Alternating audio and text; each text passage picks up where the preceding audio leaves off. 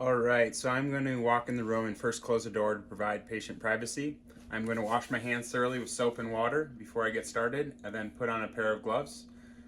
All right, so now before I do anything else, I am going to check my patient's A&O status.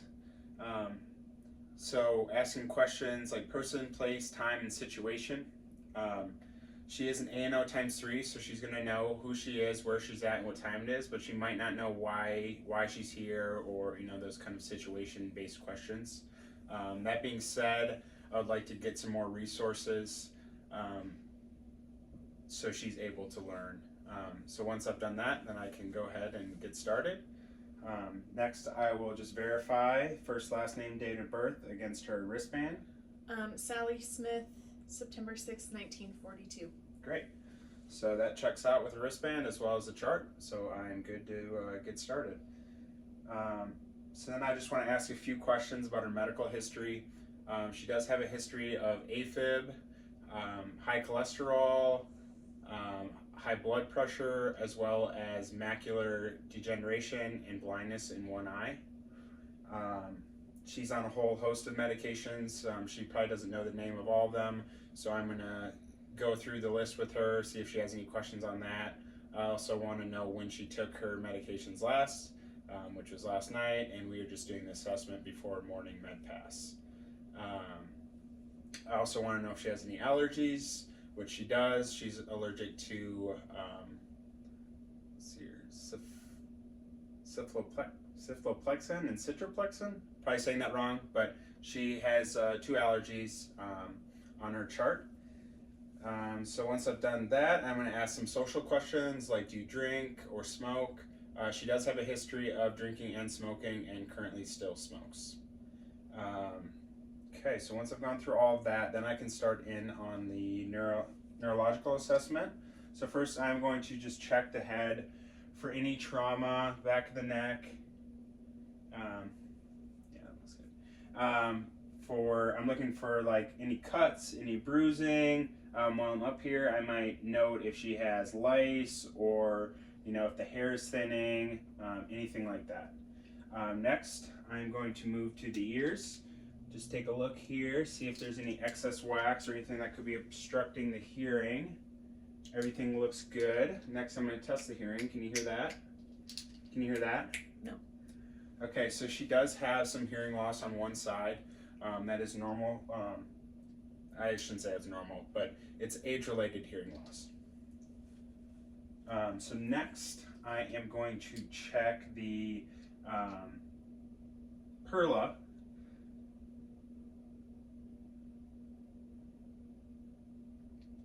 Okay, can you follow this? Okay, so she does have blindness in one eye and macular degeneration, so the findings aren't going to be what you normally see. They might be unequal pupils, or one might not be accommodating to light, that sort of thing. Okay, so now I'm going to just check inside the mouth, looking at the mucosal membranes, looking for any sores, any like chipped teeth, if she has dentures, making sure that they're adhered properly. Everything was pink and moist and looked normal. Do you have any, can you swallow? Yeah. Can swallow, okay, great. She didn't have a swollen tongue, so no aspiration risk at this time. From there, I want to check sensation. Can you feel this? Yes. Can you feel this? Yes. Okay, can you stick out your tongue? Okay, can you smile? Okay, so everything is equal, no drooping. Good. So can you nod yes and no? So I'm looking for motor function there. Everything looks great. See here, do you have a cough at all? I do. You do have a cough? Mm-hmm. Okay, can you tell me a little bit about it? Does anything come out when you're coughing? Yeah. Yes, I'm coughing up a little bit of phlegm. Okay, so she does have a productive cough, which is normal for being a smoker as well. Okay, so now I want to just test the Turger test, the tenting. She does have a little tenting. which indicates that she might be dehydrated. So this would be a good time to educate her on the need for drinking water throughout the day. She is on a fluid restriction, so I would want to make sure that she isn't drinking too much water, but still being consistent with that water consumption. Do you have a fever? So I check the fever. Do you have any headaches, dizziness? I do. You Yeah. do? Yep. I'm dizzy. Okay. So this is another good teaching opportunity. Based on some of the medications she's on, she can experience orthostatic hypotension, excuse me. So I just would want to let her know to get up slowly and to use her call light so we can help get her up into the bathroom and all that. So from there, I want to just do a upper extremities exam. So I'm looking for color, I'm looking for temperature, I'm looking for moisture. Everything looks normal there. Let's see here. Can you squeeze my hands? She can. It's a little weak. I'm looking for cap refill.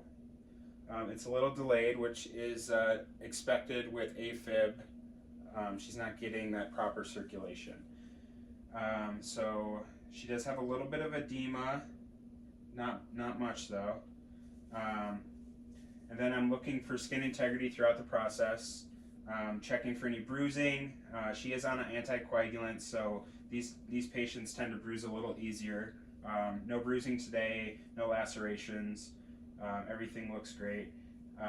Could you go ahead and press down? Okay, now pull up.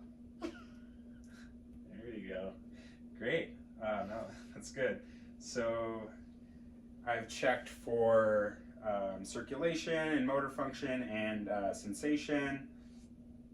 Let's see here. Now I want to, let me actually go ahead and check your favorite, your radial pulse. Okay, so I am noticing that it's irregular and rapid, which is a normal finding for someone with AFib.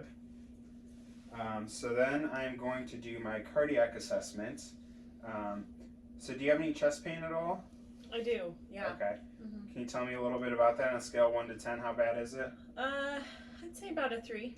Okay. Is it sharp? Is it dull pain? Does it radiate? It's sharp. Okay. And it radiates. Okay. Yeah. All right. So we want to look into that. All right. So I'm going to listen to a apical pulse for 1 minute.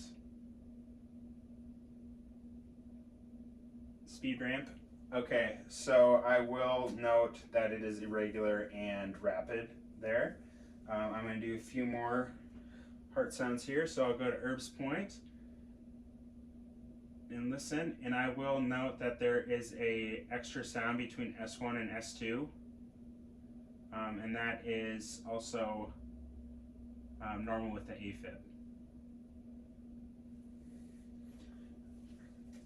Okay, so now I want to do a respiratory exam on you.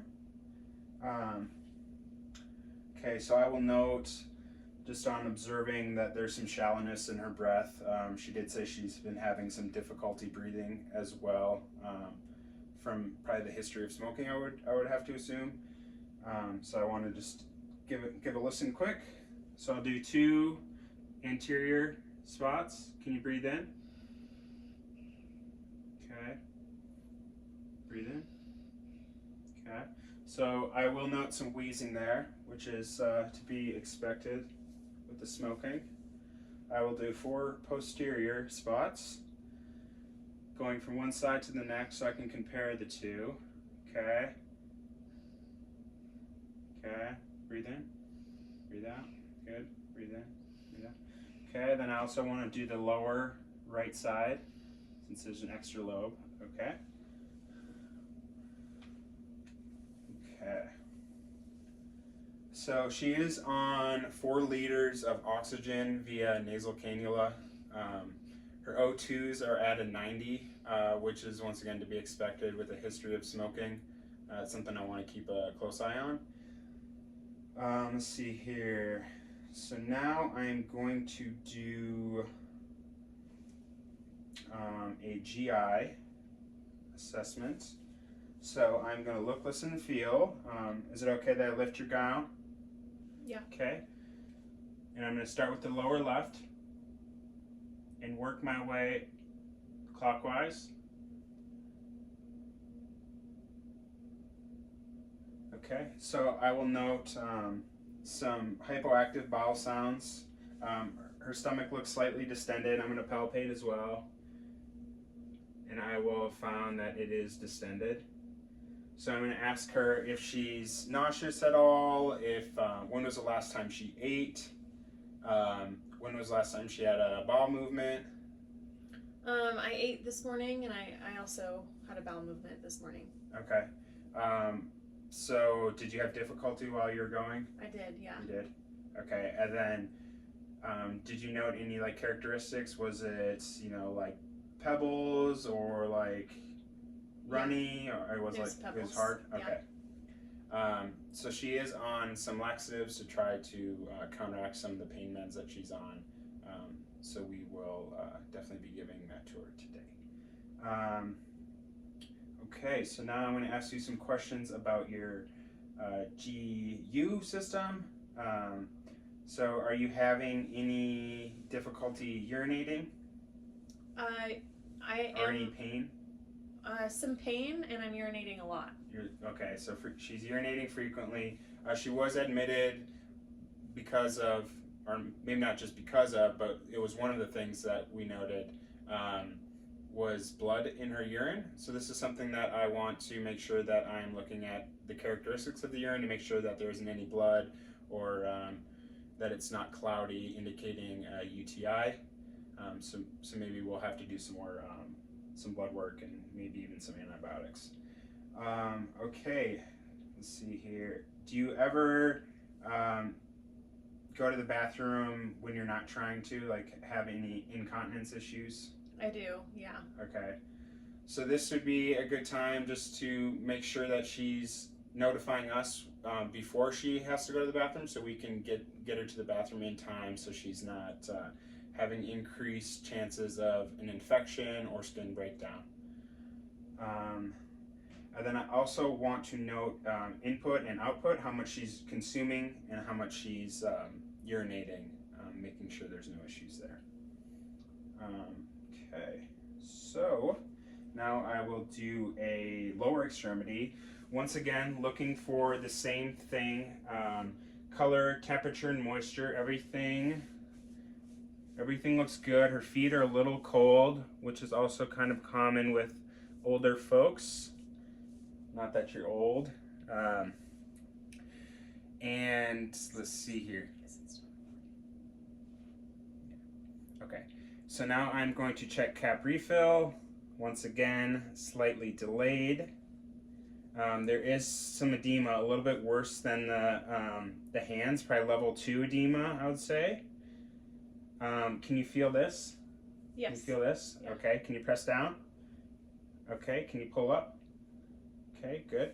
I'm also wanting to check the pedal pulse, posterior tibialis pulse, popliteal. Okay, everything was good there. Noting proper circulation. Okay, so I'm also looking for skin integrity. Once again, bruising, any cuts. Just a little bruising here and there, nothing too severe. So at this point, I'd have her roll over and I do the same rundown on her back. You don't have to do that. And let's see here. So I'm also going to educate her on just some safety issues. She does use a walker, so I want to make sure that she knows to call us before she uses a walker, because she has an assist, so she needs help there. And then I'm going to ask about sleep. Have you been sleeping okay? Not really, not great. Okay, can you tell me a little bit more about that? Just up a lot, going to the bathroom. Okay. Yeah. So this, once again, another good opportunity to educate on limiting the amount of water leading up to going to bed, as well as some things to help her sleep, maybe putting some calming music on, those sorts of things. And all right, let me see here if I forgot anything. Oh, I did. So I would also want to run a full set of vitals. Upon doing that, I would have found that she has a elevated blood pressure, which is normal for her. She is on medication to manage that. The respirations are slightly elevated as well, to be expected with the smoking. Her oxygen levels are low, her pulse is high, and her temperature is normal today. All right, that's all I have for you. Thanks, Spencer. You got it.